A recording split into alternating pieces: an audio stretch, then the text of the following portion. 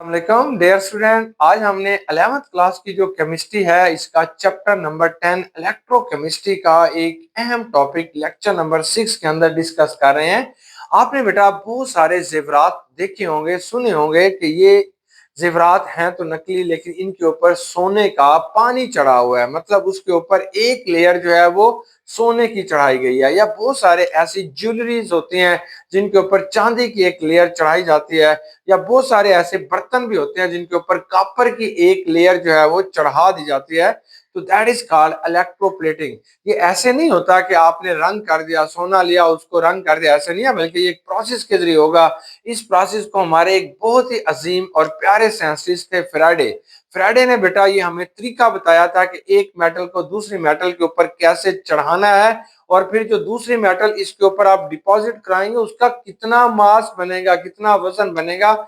इन्हीं चीजों को बेटा आपने आज यहाँ पे स्टडी करना है। तो फ्राइडेज के दो लॉ थे। पहले को हम कहते हैं first Fridays law of electrolysis, इनको हम कहते हैं फ्राइडे के इलेक्ट्रोलिसिस लॉ। ये माइकल फ्राइडे थे। आज हमने यहाँ पे जो डिस्कस करना है उसे हम कहते हैं first law of electrolysis of Friday.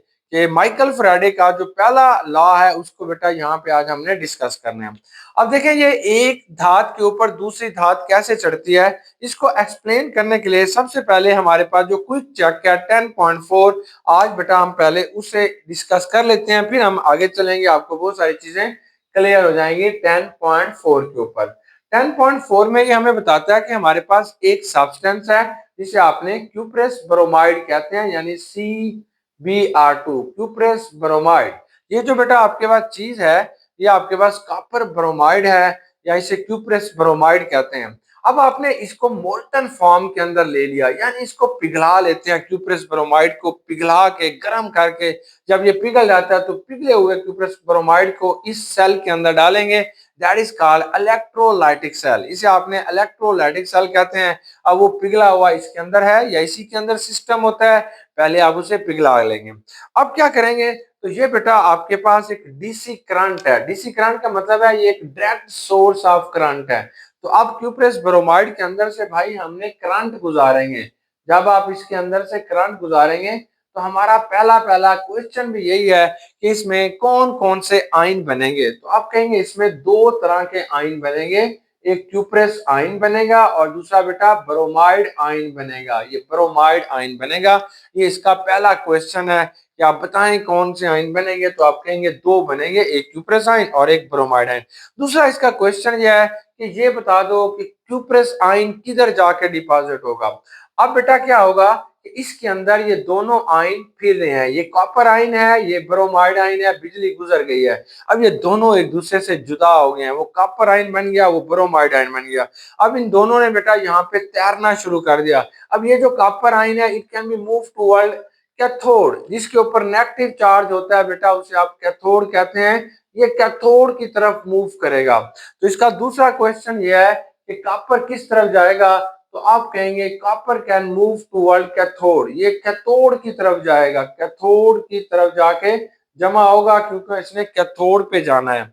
अब बेटा तीसरा क्वेश्चन ये है कि इसका हाफ रिएक्शन लिख के दिखाएं, इसमें जो प्रोसेस हुआ है वो लिखें। तो हम कहते हैं इट कैन बी मूव, ये खरामा खरामा चलता हुआ कैथोड की तरफ जाएगा और वहां पे जाके इसने दो इलेक्ट्रॉन, अगर इसका एक मोल है तो इसने दो मोल इलेक्ट्रॉन के लेगा और वहां पे जाके ये डिपॉजिट होता जाएगा।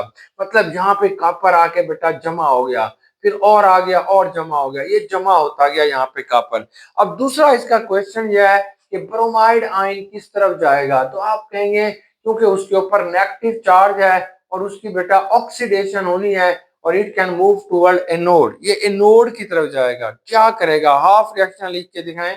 लिख देते हैं भाई।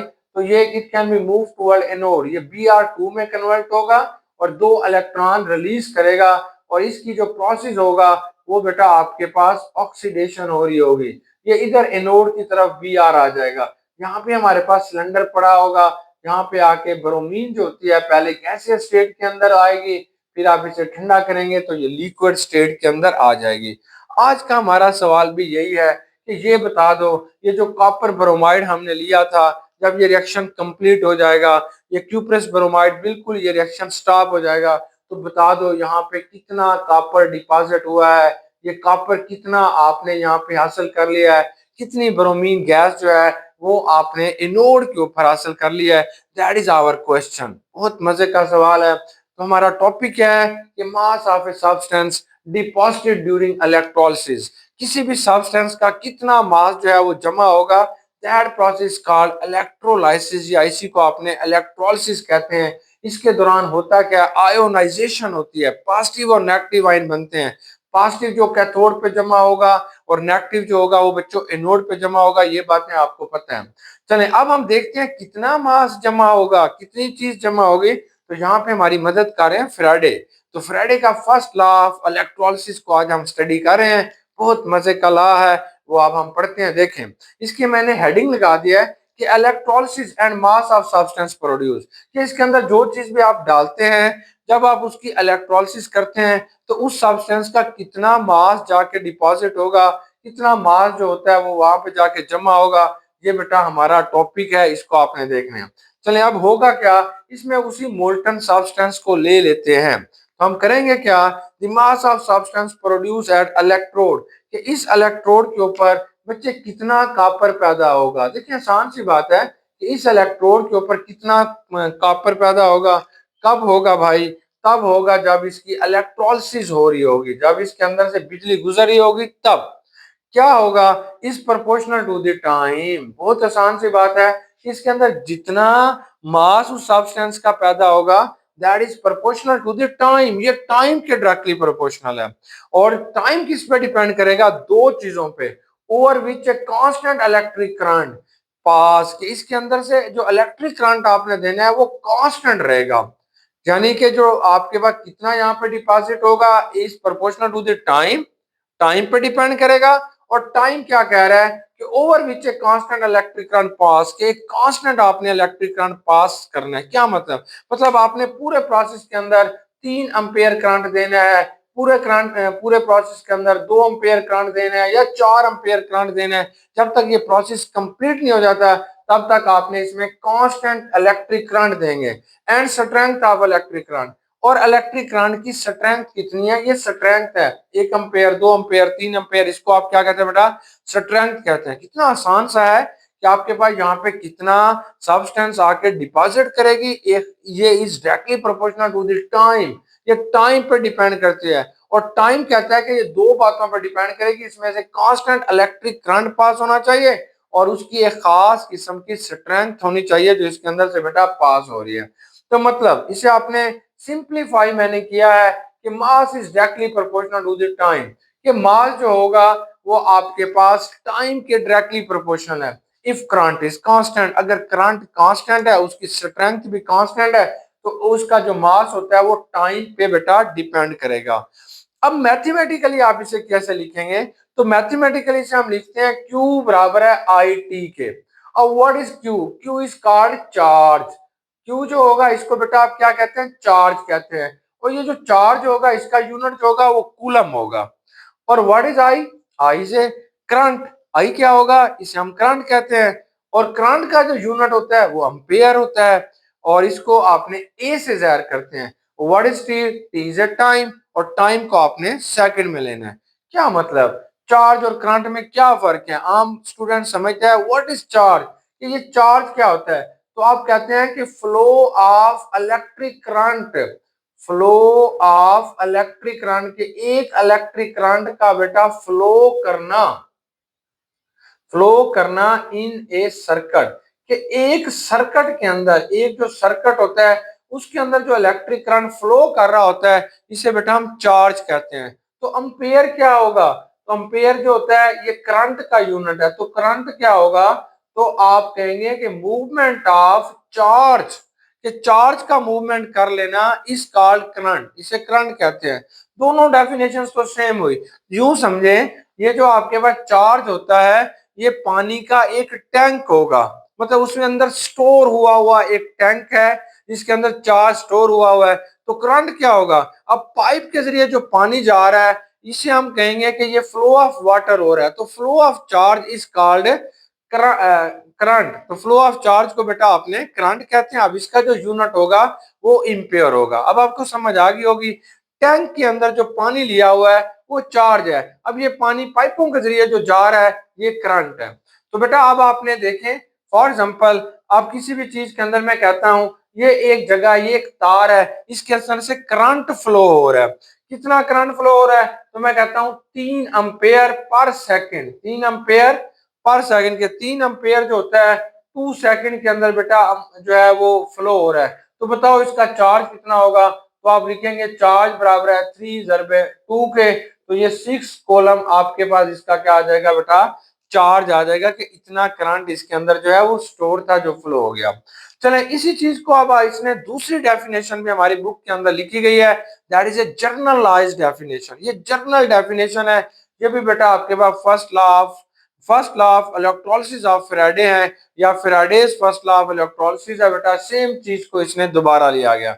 अब इसको चार्ज के लिहाज से, इसको मास के लिहाज से डिस्कस किया गया, इससे बेटा किसके लिहाज से किया गया? चार्ज के लिहाज से। वही चीज दोबारा है कि इसके अंदर the mass of a substance produced at, या तो किसी चीज के ऊपर इतनी मास जो होता है वो पैदा होगा, या इतना मास बेटा यहाँ से रिमूव्ड होगा ऑन इलेक्ट्रोड के ऊपर ड्यूरिंग इलेक्ट्रोलिसिस। इलेक्ट्रोलिसिस के दौरान जितना मास यहाँ पे पैदा होगा या रिमूव्ड होगा is the quantity of, is proportional to the quantity of electricity.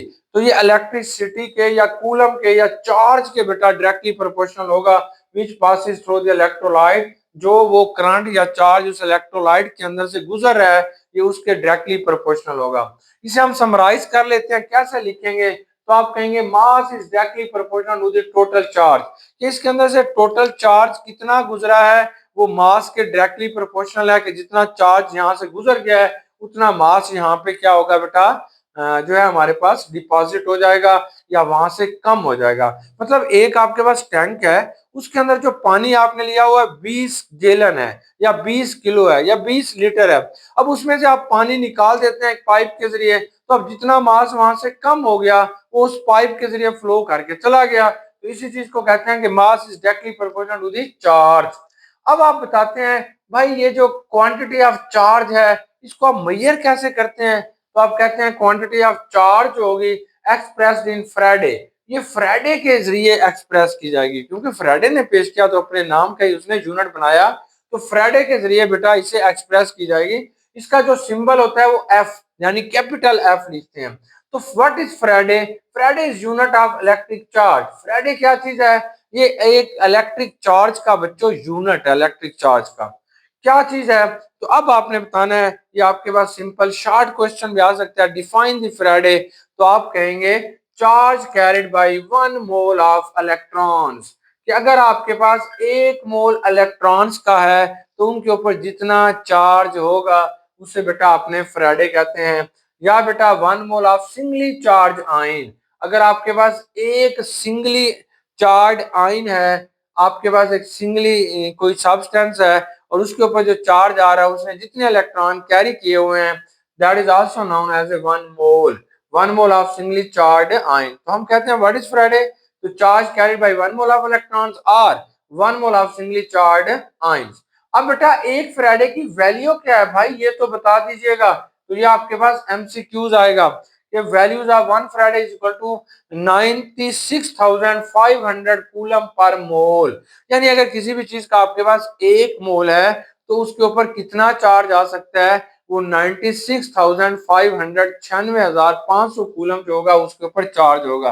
कैसे कैलकुलेट किया ये तो बता दीजिएगा। तो आप कहते हैं चार्ज ऑन 1 इलेक्ट्रॉन, कि एक अगर आपके पास जो इलेक्ट्रॉन होता है उसके ऊपर कितना चार्ज होगा? ये 1.6 10⁻19 कूलम होगा। अगर आपके पास बेटा एक इलेक्ट्रॉन है तो उसके ऊपर चार्ज 1.6 10⁻19 कूलम होगा। बेटा अगर आपके पास 1 मोल है तो कितना है? तो इसको 6.022 से जरा दे दें, एवोगाड्रोस नंबर से आपने इसे क्या कर देना है? मल्टीप्लाई कर देना है। किससे बेटा? 1.6 10⁻19 मल्टीप्लाई बाई 6.02 10⁻23। तो इसका जवाब क्या आएगा? 9,500 कूलम पर मोल होगा, ये इसके ऊपर बेटा चार्ज आएगा। चलें अब हम मुख्तलिफ चीजों को देखते हैं। इसके अंदर आपने मुख्तलिफ आयंस बनाते हैं। कोई आयन आपके पास सिंगली चार्ज होगा, कोई डबल चार्ज होगा, कोई ट्रिपल ट्रिपल चार्ज होगा तो उसमें कितने फ्राइडेज जो है वो यूज होंगे वो हम देख लेते हैं। अगर बेटा आपके पास इलेक्ट्रोलिसिस ऑफ सिल्वर नाइट्रेट कर रहे हैं हम सिर्फ यहाँ पे सिल्वर आयन को देखते हैं। सिल्वर आयन जो कैथोड पे जाके जमा होगा, इसके आगे कुछ नहीं है, तो इसका 1 मोल होगा। जब इसका 1 मोल होगा तो इसमें 1 मोल इलेक्ट्रॉन जो होंगे वो अब्सॉर्ब होंगे। तो इसमें कितना आपके पास फ्राइडे यूज होगा, तो आप बताएंगे इस केस के अंदर 96,500 कूलम पर मोल जो होगा वो बेटा इसके ऊपर जो है वो आके चार्ज यूज होगा। अब बेटा electrolysis of copper two sulphate, अगर आपके पास कॉपर है पॉजिटिव 2, कॉपर सल्फेट है, जब आप इसकी आयोनाइजेशन करते हैं, इलेक्ट्रोलिसिस करते हैं, तो इसमें कॉपर आयन और सल्फेट आयन बनेंगे। ये जो कॉपर आयन है ये कैथोड पे जाके जमा होगा। अब देखें यहाँ पे इसके अंदर 2 इलेक्ट्रॉन है, तो इसके अंदर कितने फैराडे यूज होंगे, तो आप कहेंगे ये आपके पास 2 मोल इस्तेमाल होगा। देखें 2 मोल ऑफ इलेक्ट्रॉन, ये 1 मोल है, यहाँ पे आपके पास 2 मोल ऑफ इलेक्ट्रॉन यूज होंगे, तब ये 2 मोल जो होगा वो जाके डिपॉजिट होगा। कितने फैराडेज आएंगे, तो आप लिखेंगे 2 फैराडेज। 2 फैराडे कितने होंगे, 2 × 96,500। अगर बेटा आपके पास कोई ऐसा आयन है जो कि ट्रिपली चार्ज है, जिसके ऊपर 3 चार्ज लगे हुए हैं, जैसे एल्यूमिनियम ऑक्साइड था, तो यहाँ पे एल्यूमिनियम आयन बना, तो यहाँ पे आपके पास 3 मोल जो होते हैं वो इलेक्ट्रॉन के यहाँ पे यूज होंगे। कितने फैराडे, तो आप कहेंगे 3F। 3F जो होगा यहाँ पे आपके पास क्या होगा बेटा, ये फैराडे जो है वो यहाँ पे यूज होंगे। तो हमें बताना चाहता है, बहुत सिंपल सी बात है कि अगर एक मोल जो इलेक्ट्रॉन का होता है वो सिंगली चार्ज आयन के लिए होता है, और ये 1F के बराबर होगा, 2F उससे डबल होगा, 3F बेटा जितना चार्ज आता जाएगा उतने जो आयन्स हैं वो उसके ऊपर F की वैल्यूज उतनी होगी।